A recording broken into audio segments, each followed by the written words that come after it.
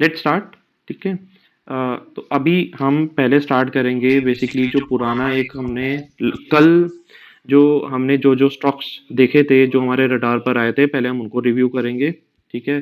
तो बेसिकली मैंने यहाँ पे tradingview.com खोला हुआ है, विच इज़ अ साइट जहाँ पर जा करके आप अपने स्टॉक्स को टेक्निकली स्टॉक्स को आप देख सकते हो जा करके, भी चार्ट्स, कोई टेक्निकल इंडिकेटर लगाना है, वर्ल्ड मार्केट्स अगर देखनी है, तो I think this is a very good site to check charts free में। ठीक है, मतलब it is not basically paid, but हाँ अगर आप पेड वर्जन पे जाते हो so you will get many many more interesting things and good benefits paid version पे, बट एज ऑफ नाउ ठीक है, फ्री फ्री वुड डू। ठीक है। सो कल हमने कुछ 5 स्टॉक्स देखे थे। I again start with delta Corp and with time नीचे धीरे-धीरे कर आते हैं इसमें। ठीक है, हम खोलते हैं इसका full feature chart. So delta Corp basically मैंने वीकली चार्ट पे आपको दिखाया था। एक सेकेंड। वीकली चार्ट में मैंने आपको दिखाया था कि जब हम यहाँ पर एक ट्रेंड लाइन लगाते हैं तो ये रेजिस्टेंस के पास था, और आज भी इसमें कुछ खास मूवमेंट नहीं आई है और ये रेजिस्टेंस के पास ही रहा, तो इसको रिव्यू करके आई थिंक कोई फ़ायदा नहीं है। वीकली बेसिस पे वेट करेंगे थोड़ा सा। इसके ऊपर जो एक पॉइंट के ऊपर यहाँ पर जब हमें क्लोजिंग मिलेगी अप्रॉक्सीमेटली इस पॉइंट के ऊपर, उसके बाद देखेंगे फर्दर रिव्यू, इसको तब करेंगे।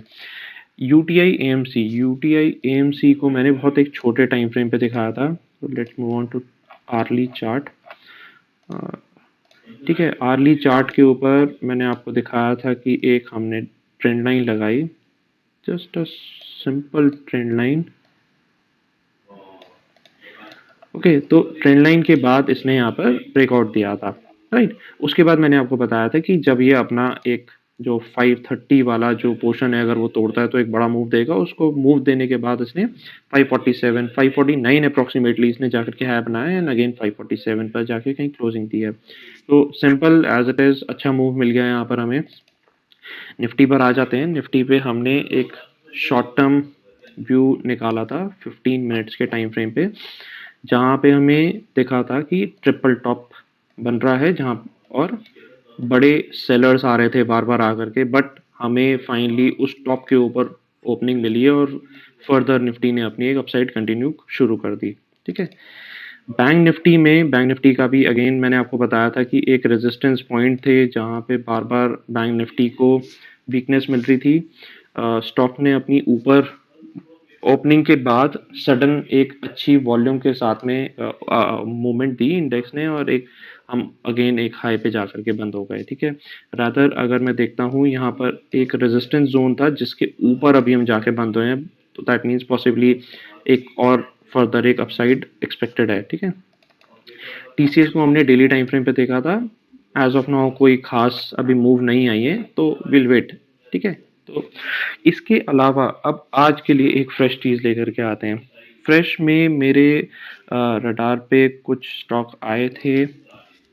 ठीक है, पर्सनली मेरे को लग रहा है कि मार्केट थोड़ी सी ओवरबॉट है, एंड ओवरबॉट में एक और expensive stock, not expensive but overbought overbought stock basically ये मेरे को मिला है कोटक महिंद्रा बैंक।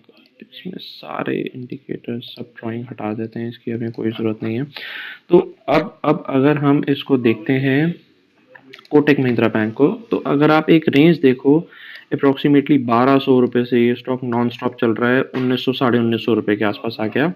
जिसमें अगर मैं इसका वीकली टाइम फ्रेम निकालता हूँ, वीकली टाइम फ्रेम पे अगर हम इसको आके देखते हैं, राइट, वीकली टाइम फ्रेम पे अगर मैं देखता हूँ तो अप्रॉक्सीमेटली कुछ 1700 रुपये के आसपास इसने ब्रेकआउट दिया था एक, और बहुत ही बढ़िया वॉल्यूम के साथ निकला। अब ये 1924 रुपये के आसपास आ गया है। ठीक है, इसका भी हम हटाते हैं। अब मुझे पता कैसे चलेगा कि स्टॉक ओवरबॉट है कि ओवरसोल्ड है? मुझे बेसिकली स्टॉक को यहाँ पर फर्दर फ्रेश बाइंग करनी चाहिए, वेट करना चाहिए, डिप मारेगा नहीं मारेगा, ये सब चीज़ें मेरे को कैसे पता चलेंगी स्टॉक में? ठीक है, तो इसको पता करने का सबसे बेस्ट तरीका है एक बहुत ही सिंपल सा, एक बहुत ही बढ़िया सा एक टेक्निकल इंडिकेटर होता है विच इज़ कॉल्ड आरएसआई। ठीक है, अब आरएसआई होता क्या है? आरएसआई इज़ बेसिकली इसकी फुल फॉर्म अगर मैं देखता हूँ तो इसका आता है रिलेटिव स्ट्रेंथ इंडेक्स, ठीक है?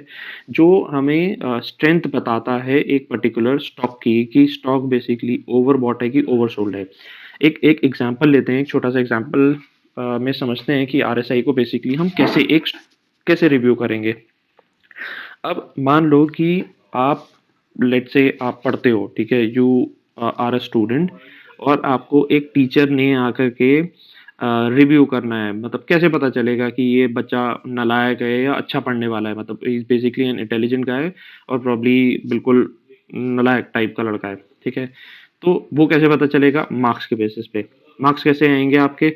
मार्क्स आपके कहाँ से रेंज कर सकते हैं? लेट्स से 0 से 100 के बीच में आपके मार्क्स रेंज कर सकते हैं। वही सेम चीज़ आरएसआई में भी होती है कि आपका जो आरएसआई की रेंज होती है ना, वो 0 से 100 के बीच में चलती है। 0 वाला डफ़र होगा बिल्कुल, 100 वाला बिल्कुल एक बहुत ही एक्सट्रीम लेवल पे इंटेलिजेंट बंदा होगा, ठीक है? अब अगर हमें इसका एवरेज निकालना है, तो एवरेज क्या आएगा यानी 50 एवरेज 50% अगर आपके आ रहे हैं, तो आप एक एवरेज स्टूडेंट हो, ठीक है?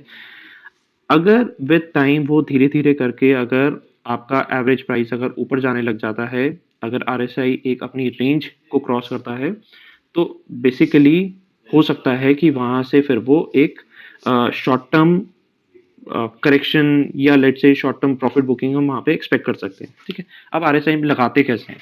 जिन लोगों को बिल्कुल भी ट्रेडिंग व्यू के बारे में नहीं पता और लेट्स से हम ये मान के चलते हैं कि जिसको बिल्कुल भी टेक्निकल्स के बारे में नहीं पता, वो आरएसआई लगाएगा कैसे जाकर के, ठीक है? आरएसआई के लिए आप यहाँ पे एफएक्स पे क्लिक करो, ऑलरेडी आरएसआई बिल्ट इन है इसमें, आरएसआई के ऊपर क्लिक करो, यहाँ पे आरएसआई आ जाएगा, ठीक है? अब इसको मैं ज़ूम आउट करता हूँ, इसको हम थोड़ा-सा बड़ा कर लेते हैं so that you will get better idea कि अब आरएसआई हो क्या रहा है। अब आप यहाँ पे देखो कि 2 डॉटेड लाइन्स हैं, एक 70 की है, एक 30 की है, ठीक है?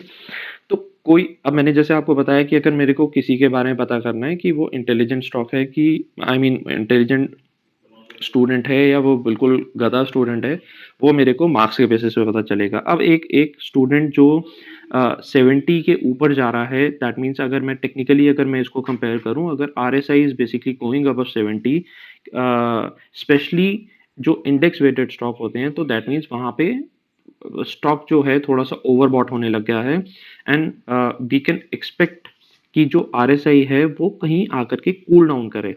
वो कूल डाउन कैसे करेगा? या तो प्राइस में करेक्शन आएगी स्टॉक के या प्राइस वहीं पर ही जाकर के स्टेबल हो जाएगा कुछ टाइम के लिए एंड धीरे-धीरे आरएसआई कूल डाउन करना लगेगा। ठीक है? अब जैसे मैं इस पर्टिकुलर पॉइंट पे आकर के देखता हूँ। आप देखो 70 का इसने लेवल क्रॉस करा, 70 के बाद ये थोड़ा-सा ऊपर गया, ठीक है? इसको नीचे ले आते हैं। देखो 70 के बाद एकदम से ऊपर गया। अब कुछ टाइम तक ना स्टॉक एक रेंज के अंदर घूमता रहा ताकि आरएसआई कूल डाउन हो जाए। फिर एक बड़ी मूवमेंट दी, फिर वो ऊपर एक लेवल पे चले गया, करीबन 80 के आसपास 80 का एक लेवल क्रॉस करा। फिर वहाँ पर कुछ दिन एक रेंज के अंदर घूमा, फिर उसने आरएसआई को कूल डाउन करा। तो ऐसे करते-करते आरएसआई को बेसिकली कूल डाउन करते हैं। अब मेरे को कोई भी अगर मेरे को स्टॉक को रीड करना है तो मेरे पास बेनिफिशियल मतलब मेरे को बेनिफिशियल चीज़ मेरे लिए क्या है? मेरे को उसका हिस्टोरिकल एक पॉइंट पता होना चाहिए कि यार ऐसा अगर हुआ था तो पहले क्या हुआ था? हिस्ट्री में क्या हुआ था? बिकॉज़ बेसिकली हिस्ट्री अगर टेक्निकल के पॉइंट पे अगर मैं देखता हूँ तो history tends to repeat itself. Historically जो चीज़ हो चुकी होती है शायद वो एक बारी फिर से आकर रिपीट करती है। तो कोटक महिंद्रा में भी प्रॉब्ली वी कैन एक्सपेक्ट कि ऐसे कुछ चांसेस हो सकते हैं कि हिस्ट्री रिपीट कर जाए। मैं इसमें आरएसआई फिर से डालता हूँ, ठीक है? अभी आप देखो कि आरएसआई 80 के आस-पास चल रहा है। हम थोड़ा-सा और पीछे-पीछे जाते हैं और 80 के पास ना मैं एक एक छोटी-सी एक लाइन मारता हूँ, ठीक है? जिससे मुझे आइडिया लग जाएगा कि यार पिछली बार 80 के आस-पास आरएसआई कब गया था, ओके? अब आप देखो कि जितनी बार स्टॉक आरएसआई 50 के पास जा रहा है, 80 के पास जा रहा है, 80 के पास जाने के बाद एक छोटा-सा प्रॉफिट बुकिंग आती है। अगेन आप अगर वो 80 के पास जा रहा है, 80 पे जाने के बाद ईदर ईदर देखो ज़रूरी नहीं है कि एक बड़ा फॉल आएगा। या तो वो करेक्शन आएगी, स्टॉक लो वॉल्यूम में एक जगह पे कंसोलिडेट करता रहेगा और आरएसआई को वो कूल डाउन कर लेगा और धीरे-धीरे जैसे ही आरएसआई कूल डाउन होगा, वो उसके बाद स्टॉक अपनी फर्दर प्रॉब्ली एक अपसाइड शुरू कर देगा। ठीक है? तो अब हम ये एक्सपेक्ट करके चल रहे हैं कि इस करंट सिनेरियो में भी जो आरएसआई है वो अभी 80 के आसपास चल रहा है। अभी नालायक बच्चे को कैसे पकड़ोगे? नालायक बच्चा क्या होगा यार, जिसके नंबर ही एक एवरेज बच्चा है जो 50 नंबर आते हैं जिसके, बट नालायक बच्चे के नंबर कहाँ आएंगे?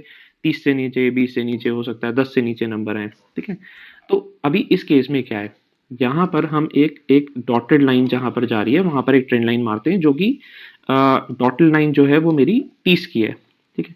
अब जो नालायक बच्चा यहाँ पर आया, 30 से नीचे गया, वहां पर आप देखो कि इतनी ज्यादा ओवरसोल्ड हो गया, इतना ज्यादा ओवरसोल्ड स्टॉक हो गया कि वहां पे लोगों ने अपना माल इतना ज्यादा बेच चुके थे कि वहां एक्सपेक्टेड होता है कि स्टॉक एक बार वहां से बाउंस करे। ठीक है?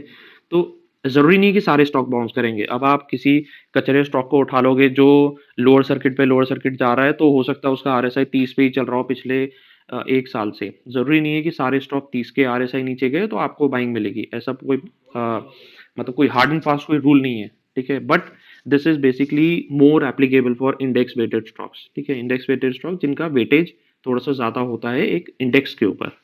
ठीक है? तो कोटक महिंद्रा बेसिकली जब उसका आरएसआई 30 से नीचे गया, जब हमारी मार्च में जब एक बड़ा फॉल आया था, तो वहां पे 30 से नीचे जाने के बाद बाइंग आई है। और हर बार आप देखो कि जब वो 80 का एक लेवल क्रॉस करता है, इधर स्टॉक कंसोलिडेट्स या फिर वहां से नीचे आने के चांसेस होते हैं। ठीक है? तो इस लेवल पे मतलब मुझे ऐसा लगता है कि जिन लोगों के पास ऑलरेडी लॉन्ग हैं, अ, या जिनके पास कोई बड़ी पुराना किसी ने रखा हुआ है, तो शायद एक बारी either they can partially book it, या धीरे धीरे करके I mean they can start booking, अगर उनका कोई लॉन्ग टर्म पर्सपेक्टिव नहीं है। ऐसा नहीं है कि लॉन्ग टर्म में वो नीचे ही आ जाएगा बिल्कुल, बट वी कैन एक्सपेक्ट कि एक बारी वो छोटा सा प्रॉफिट बुकिंग आ सकती है। I am not talking about correction, but yes, profit booking can come in Kotak Mahindra bank. दूसरा रीजन, ये तो मेरे को एक एक एक जनरल आइडिया लग गया कि यार ठीक है, कोटक महिंद्रा ऊपर जा रहा है, आरएसआई भी बिल्कुल टॉप पे दिख रहा है। सेकंड, एक बेटर कंफर्मेशन मैं कहाँ से ले सकता हूँ? मैं एक और इंडिकेटर लगाऊंगा which is called Bollinger bands. ठीक है? बॉलिंगर बैंड लगाने के बाद, हाँ, इसका मैं बहुत ज़्यादा अभी एक्सप्लेन नहीं करूंगा बिकॉज वीडियो बहुत ज़्यादा लंबी हो जाएगी। तो बॉलिंगर बैंड आप देखो कि अगर इसकी एक एक डॉट लाइंस जा रही हैं, ठीक है, हायर अपर बैंड जो जा रहा है, आज बॉलिंगर बैंड ने बिल्कुल अपर बैंड पे टच करा है और वहीं से एक बारी नीचे आया। अब आप देखो जितनी बार वो एक अपर बैंड को टच कर रहा है वहां से नीचे आ जाता है। ठीक है? तो ये भी एक लेट से एक सेकंड कंफर्मेशन दे रहा है मेरे को, एक कंफर्मेशन आरएसआई दे रहा है, एक सेकंड कंफर्मेशन मेरे को बॉलिंगर बैंड दे रहा है कि ठीक है यार, थोड़ी सी प्रॉफिट बुकिंग कर लो, बहुत ज्यादा भाग चुका है स्टॉक। ठीक है? So basically this is not a recommendation, but just to inform you कि ऐसा बॉलिंगर बैंड में या मेरे को एक ऐसा उसमें सिस्टम पे दिख रहा है। वही मैं इसका अब एक मंथली टाइम फ्रेम पे अगर मैं इसको कन्वर्ट करता हूँ, तो आप देखो जितनी बार स्टॉक मंथली टाइम फ्रेम में बॉलिंगर बैंड के अपर चैनल पर जब भी जाता है, वो वहां से एक बारी प्रॉफिट बुकिंग के एक्सपेक्टेड चांसेस होते हैं। और यहाँ तो वो ऑलरेडी बॉलिंगर बैंड के ऊपर बिल्कुल हायर लेवल को टच कर रहा है जाकर के। ठीक है? So we can probably expect something, right? तो this is just a normal view for Kotak Mahindra bank. अब हम डेली टाइम फ्रेम के ऊपर एक बार इंडेक्स में भी देख लेते हैं कि अगर हम ये सब चीज़ें लगाते हैं तो इंडेक्स हमें क्या बताता है इस बारे में। ठीक है? तो लेट मी पुट निफ्टी, मैं ये सारी लाइंस हटा देता हूँ, किसी काम की नहीं है। देखो सेम चीज़ अभी निफ्टी में भी ऐसी हो रही है। एक लाइन लगाते हैं। ठीक है? तो एक बारी 79 आरएसआई जाने के बाद निफ्टी ने एक छोटा सा करेक्शन दिया और लेट से एक छोटी सी प्रॉफिट बुकिंग दी या एक रेंज में घूमता रहा, और फर्दर जब वो कूल डाउन हो गया उसने फिर अपनी एक अपसाइड शुरू करी। ठीक है? वही सेम चीज एक बारी हिस्टोरिकली भी देख लेते हैं कि यार पहले क्या हुआ था।